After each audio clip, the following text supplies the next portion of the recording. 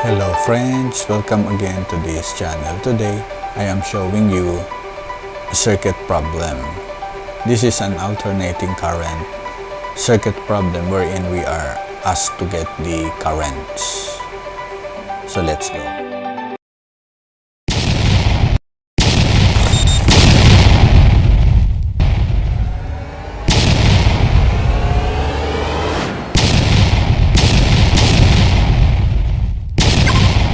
Now, closely observe the circuit, you'll notice that a line is connecting in between the two sources and the two passive elements or the two impedances.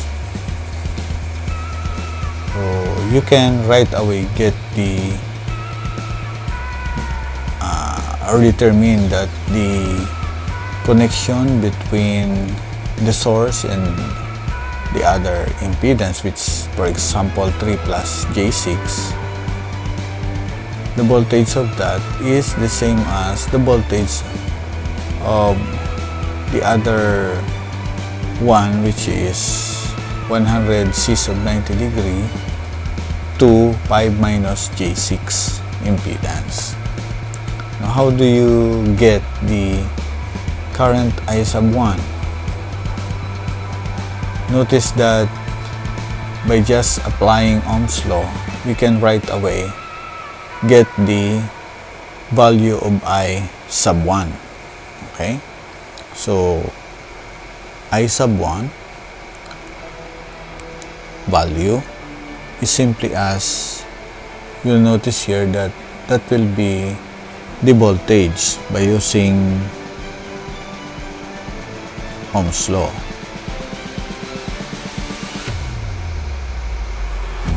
Just simply as the voltage, which is 100 cs of 0 degree volts, divided by the impedance 3 plus J6 ohms. Okay? So, to be able for us to solve this, we just simply copy the numerator because it is in polar form, and this one, the denominator, we change this to polar form because this is in rectangular form. So in my calculator it is like this one. Okay, 3, 6. It will be different in your calculator because each calculator has its own way of transforming rectangular to polar and polar to rectangular.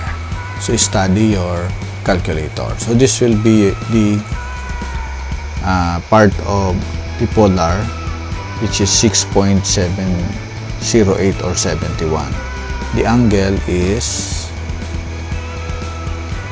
this one, 63.43 degree.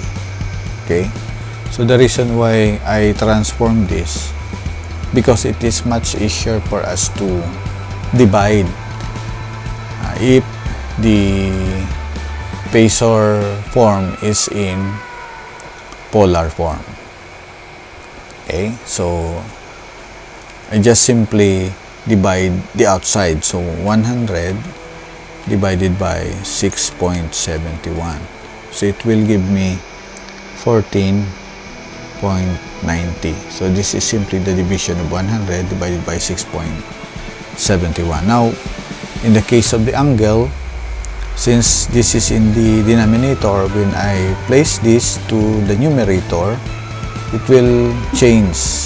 I mean, the sign of 6, this one will change. This is from positive, it will become negative. And automatically, I will perform addition inside this part. So, 0 minus 63.43 degree, which is 63.43 degree negative. So, this will be the value of I sub 1. So I'll put this in a box. This will be your answer. Now for the other currents, which is I sub 3, I can right away, I will solve for I sub 3 because it is much easier for us to get I sub 3.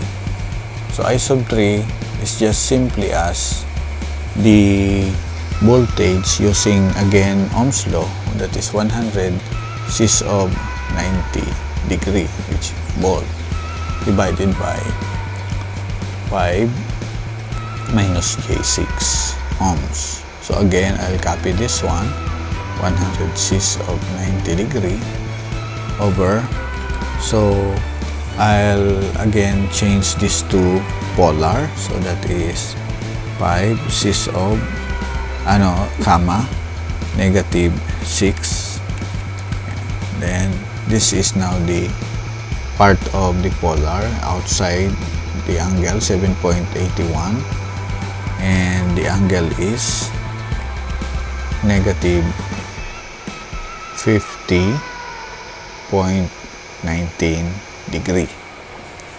So I just simply divide, so that is 100 divided by 7.81, 12.80, and the angle will be 90 plus 50.19, because its sign will change, it will become positive. So that will be 90 plus 50.19. So it will give me 140.19 degree.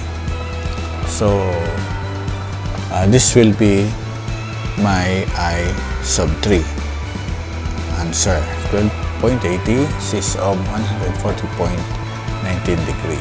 Now for the I sub 2, you will observe and apply Kirchhoff's current law at each point, in any point, and it will give us, for example, in the right side point, that will be I sub 2, because the current that is entering the point or the node is positive.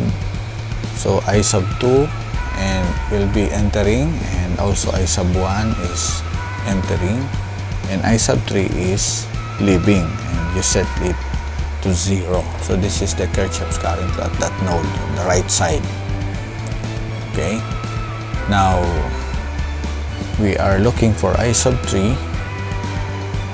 No, I sub 3 was already solved, and I sub 1, so we are looking for I sub 2.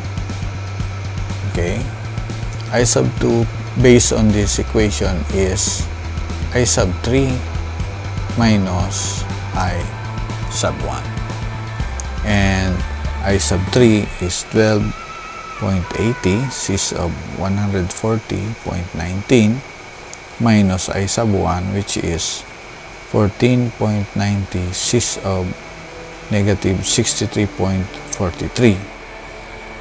So in this case, it is much better for us to get the rectangular form of this polar form. It is much easier for us to perform addition. So I will convert that to rectangular. Okay, for this term, so that will be 12.80 comma 140.19.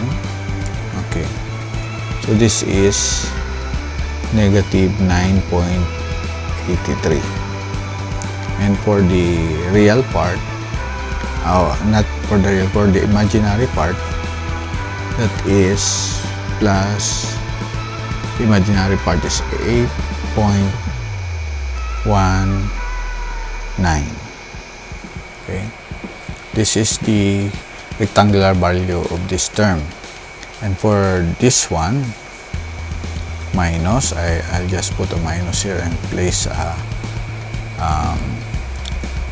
an open parenthesis. It means that I will be taking the positive of this term. So now the value of that is this polar form, and make it as a rectangular form. That will be 14.9 comma and negative 63.43. Okay, so this is 6.6, and for the imaginary part, that is negative j 13.33. I'll rounded it off. Okay, so to solve this, we just add the real part and add also the imaginary part. For the real part, you have this one, negative 9.83. This one. So the real part here is this one, 6.66 positive, but if you are going to remove the parentheses, this will become negative. So minus 6.66. So it will give us negative 16.49 for the real part. And for the imaginary part, those term which has a letter J, so that is 8.19, and this one is negative. When you remove the parentheses, this will be multiplied here, so negative times negative, it will become positive. So that will be plus 13.33 equals, so plus J 21.52. So this is now the rectangular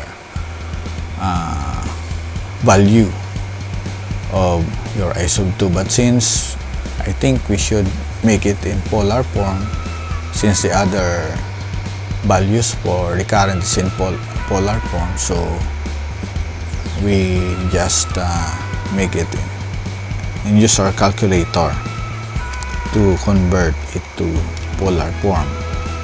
So that is 21.52. So that will be 27.11 cis. Okay, that is 127.46 degree. Okay, so this will be the value or the answer. All of these are in ampere. By the way, the unit is ampere here, and also this is ampere.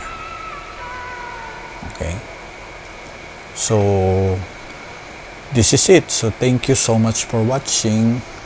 Don't forget to subscribe and share this video. Thank you so much.